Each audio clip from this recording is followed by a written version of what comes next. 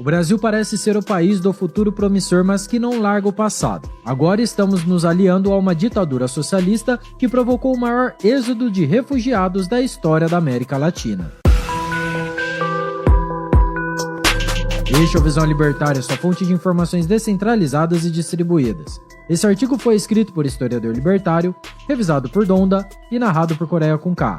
Nicolás Maduro chegou ao Brasil, e isso já era esperado após um dos filhos da ditadura cubana, o Lula, se tornar presidente no país.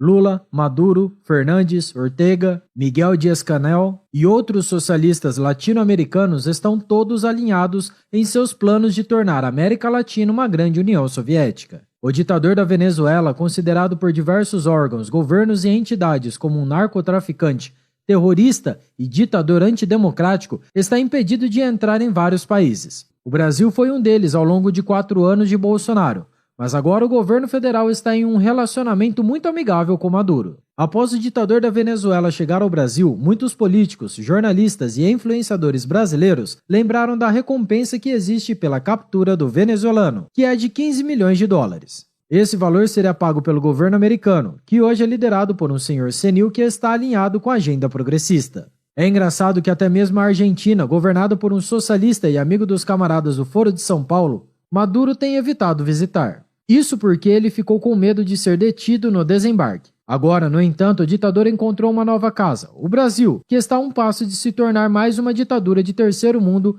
caso nada seja feito. O mais vexatório para nós brasileiros é que há pouco tempo atrás Lula inventou desculpas para evitar olhar nos olhos do presidente ucraniano, que esteve à frente de um país atacado pela Rússia. Agora, para piorar, estamos nos associando com a Venezuela. O caminho que estamos trilhando é perigoso, porque estamos em tempos de censura e de violação de direitos civis e políticos, ameaças a empresas de comunicação e agora temos um Maduro no Brasil.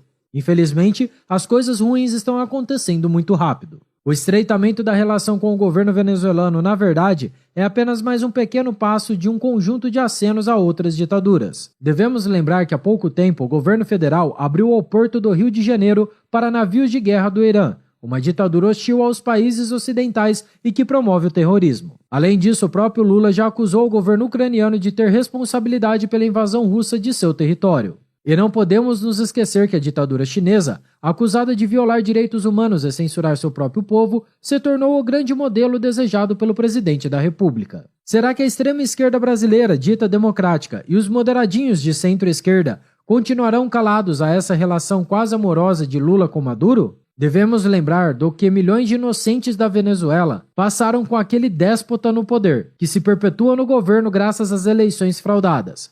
A hiperinflação e o fechamento econômico do governo venezuelano levou mais de 90% de seu povo à pobreza extrema. Situação essa na qual pessoas iam no lixo procurar restos de comida e alguns matavam seus animais de estimação.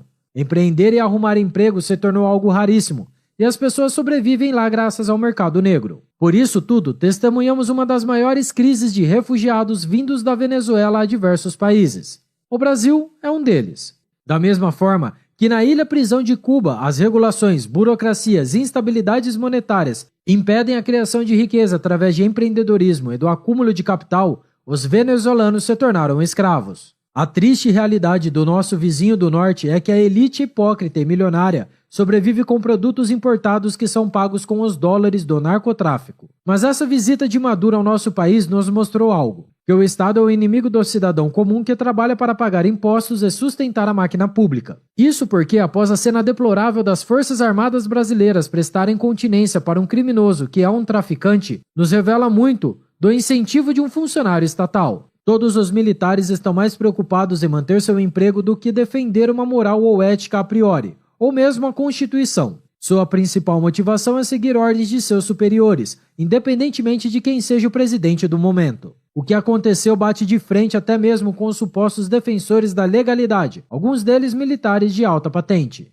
Uma das pautas que Lula conversou com Maduro foi sobre a economia e as relações comerciais entre os dois países. O ministro da Fazenda, Fernando Haddad, afirmou no dia 29 de maio que um grupo de trabalho será criado objetivando a discussão da dívida que a Venezuela tem com o nosso país.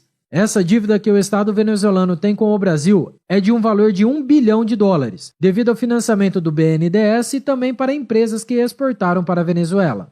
Após um almoço com Lula no Palácio do Itamaraty, Maduro disse que esse grupo de trabalho visará estabelecer a verdade sobre o montante da dívida. Mas sabemos que não dá para confiar nesses sujeitos, que ganharam eleições através de mentiras e continuam a mentir até hoje. Mesmo que Haddad tenha sinalizado que a Venezuela vai pagar o Brasil de alguma forma, é difícil de imaginar como um país quebrado e caloteiro irá de fato arrumar esse dinheiro. Além da economia, os integrantes da diplomacia brasileira disseram que uma das pautas a ser tratada durante a visita de Maduro é sobre as novas eleições venezuelanas.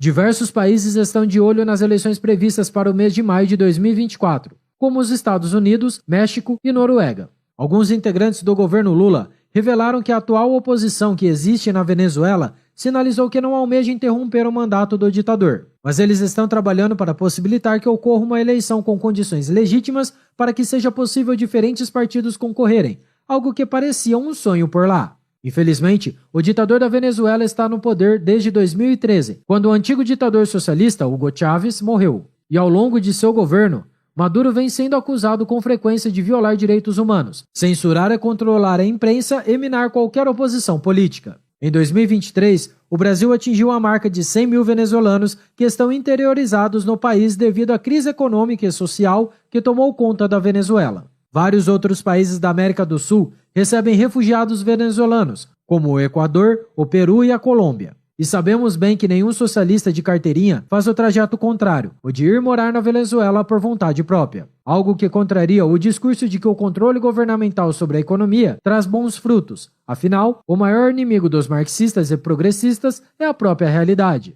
É inegável que a crise da Venezuela é a pior da história do país, chegando a mais de 7 milhões de refugiados que abandonaram sua terra natal. Esse número é baseado em dados do Alto Comissariado das Nações Unidas para os Refugiados, a Acnur. A mensagem final de Lula é a pior, e só comprova o que diziam aqueles que denunciavam seu amor por ditaduras e seus planos de uma América Latina socialista. O presidente aproveitou o encontro para defender que todos os países têm um carinho especial com Venezuela e Cuba. Além disso, e para piorar, o petista também indicou que o Banco Nacional de Desenvolvimento Econômico e Social, o BNDES, volte com sua concessão de empréstimos ao governo venezuelano, apesar da atual dívida de mais de $1 bilhão que eles têm com o nosso país. Só para lembrarmos rapidamente a origem dessa dívida da Venezuela com o nosso país. Isso se deu devido às obras financiadas pelo BNDES. Uma delas foi de uma usina siderúrgica nacional, tocada pela empreiteira Andrade Gutierrez. Contratado em 2010, a obra teve um empréstimo no valor de $865 milhões. No entanto, devido à investigação da Operação Lava Jato, o financiamento acabou sendo suspenso. Outro grande projeto foi a construção da linha 2 do metrô de Los Teques, a cargo da Odebrecht, que recebeu um empréstimo de $862 milhões, também sendo suspenso devido a suspeitas de corrupção. E é para esse passado que estamos voltando, ao passado onde o povo brasileiro era obrigado a pagar juros de dívidas de outros países conosco. É triste pensar que muito do que foi construído em termos de mudança e renovação política e de ideias vem sendo jogado na lata do lixo, tudo com a anuência dos isentões. Há uns anos atrás, os brasileiros comemoravam a prisão de políticos corruptos. Hoje em dia, grande parte da imprensa de ditos intelectuais, influenciadores e artistas se calam quando um ditador narcotraficante vem ao Brasil e é recebido numa cerimônia especial, com o privilégio de subir pela rampa do Palácio do Planalto. Mas essa não é uma mensagem fatalista e desesperadora. A direita não morreu, ainda está forte. Nossas ideias são a prova de bala, mas estamos travando a batalha mais difícil da história. Obrigado por sua audiência. Se você gostou desse vídeo, clique no ícone de curtir abaixo e compartilhe em sua rede social. Se deseja ser notificado de outros vídeos, inscreva-se no canal e depois clique no ícone da campainha. Escreva artigos você também, acesse visãolibertaria.com.